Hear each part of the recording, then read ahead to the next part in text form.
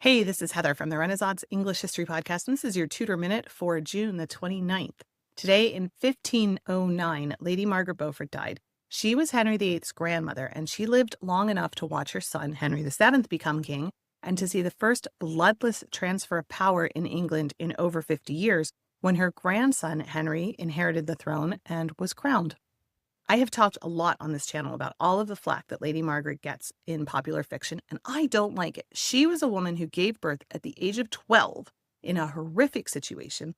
Her husband was already dead when her son Henry was born. She kept him alive, negotiating through the court at an impossible time during the Wars of the Roses, and she figured out a way for him to become king when the opportunity finally arose.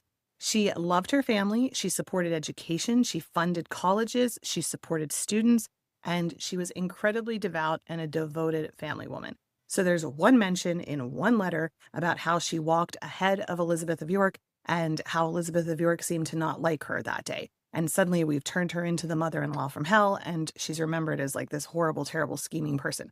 Like, do you ever have fights with your family? Of course you do. Maybe it was a bad day. Maybe it was just misinterpreted. Maybe it wasn't even a fight at all. Who knows? Either way, I love Lady Margaret. I'm a big fan of Lady Margaret, and we're remembering Lady Margaret today. That is your Tutor Minute for today, with a little dash of extra opinionated Heather thrown in just for fun. Remember, you can dive deeper into life in 16th century England through the Renaissance English History Podcast at englandcast.com or this channel right here. Go ahead and hit subscribe. Have yourself an amazing day.